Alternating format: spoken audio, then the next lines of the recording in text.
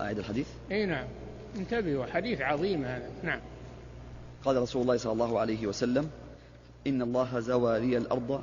الله على كل شيء قدير، يعني صغرها، صغر الأرض أمام الرسول صلى الله عليه وسلم حتى صارت في مشهد الرسول يشاهدها كلها.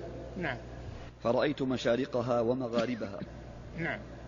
فرأيت مشارقها ومغاربها هذه معجزة، هذه واحدة، آية واحدة. نعم.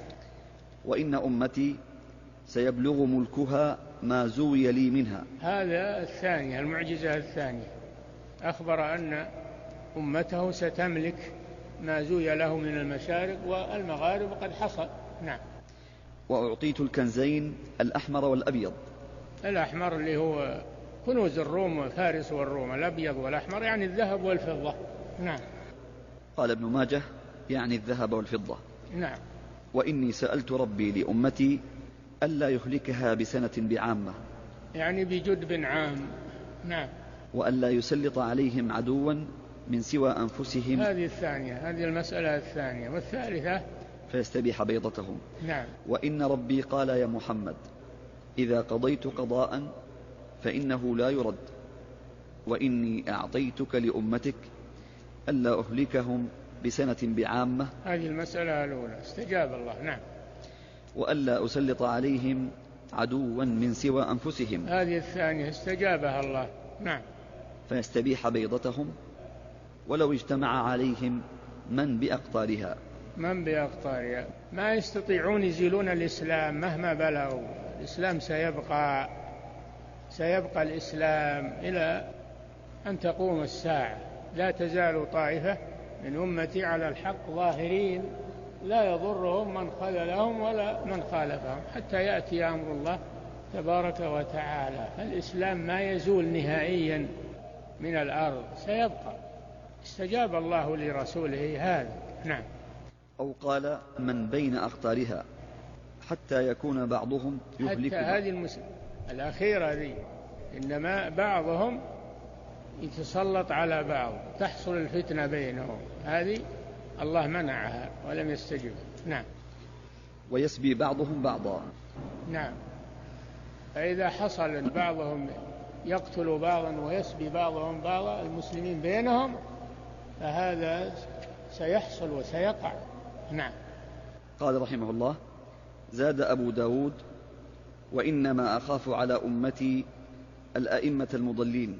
نعم، هذا ما خافه الرسول صلى الله عليه وسلم، الأئمة المضلين من علماء الضلال، دعاة الشر، دعاة الضلال ودعاة الفتنة، وما أكثرهم تسمون بالدعوة إلى الدين وهم يدعون ضد الدين، يلبسون على الناس. هذول خطر والعياذ بالله، خطر على المسلمين.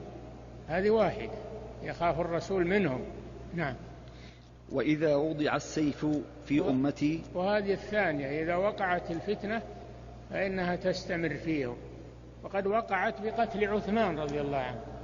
أما قتلوا عثمان انفتح باب الفتنة على المسلمين، ولا يزالون إلى أن تقوم الساعة والفتن بينهم، نسأل الله العافية. نعم. وإذا وضع السيف في أمتي لم يرفع عنها إلى يوم القيامة. هذا المشكلة خطيرة هذه. نعم. ولا تقوم الساعة حتى يلحق قبائل من أمتي بالمشركين. هذه بعد مسألة عظيمة، والردة. يرتد كثير من المسلمين في آخر الزمان، يلحقون بعبدة الأوثان، وهذه حاصلة.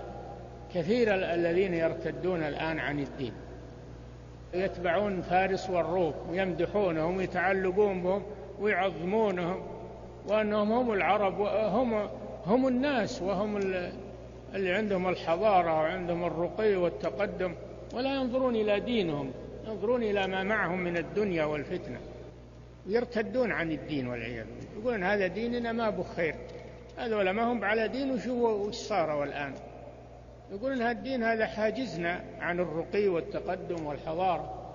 ما تسمعون هذا واقع الآن، يزهدون بالدين، يقولون إنه هو اللي عوق المسلمين. الدين ما عوق المسلمين، الدين يحث على طلب الرزق، يحث على الصناعة، وأعدوا لهم ما استطعتم من قوة، يحث. لكن المسلمين تكاسل، الذنب ذنب المسلمين ما هو بذنب الدين. لا، هم قلبوا على الدين الآن، يقولون الدين هو اللي أخره. نعم. وحتى تعبد قبائل من أمة الأوثان. تعود عبادة الأوثان في هذه الأمة. يقولون لا، ما يمكن، المسلمين ما يرتدون عن الدين، ما يمكن. وعبادة الأصنام هذه ما هي بشرك، هذا توسل إلى الله، يسمونه توسل إلى الله.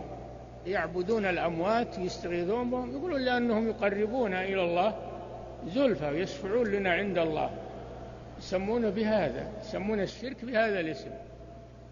هذه فتنة عظيمة. نعم. وأنه سيكون في أمتي كذابون 30. هذه أيضا مصيبة، أنه يظهر ناس يدعون النبوة، ولا نبوة بعد محمد صلى الله عليه وسلم، لا نبي بعدي، وخاتم النبيين. الله جل وعلا قال: ولكن رسول الله وخاتم النبيين. أنا خاتم النبيين لا نبي بعدي. فاللي يصدق من يدعي النبوة كافر، اللي يصدق من يدعي النبوة بعد الرسول يكون كافرا والعياذ بالله، لأن النبوة ختمت. نعم. كلهم يزعم أنه نبي، وأنا خاتم النبيين لا نبي بعدي. لا تصدقوهم، لا تصدقوا الذين يدعون النبوة. نعم. ولا تزال طائفة من أمتي على الحق ظاهرين. هذه البشرى بعدها الفتن والشرور. الحمد لله الدين باقي، مع الفتن ومع الشرور الدين باقي، لكن من يتمسك به هذه هي المهمة. يتمسك به يحتاج إلى صبر، يحتاج إلى علم، يحتاج إلى ثبات. نعم. ولذلك يقل التمسك به. نعم. على الحق ظاهرين لا يضرهم من خالفهم حتى يأتي أمر الله. والله حديث عظيم هذا جدا. نعم.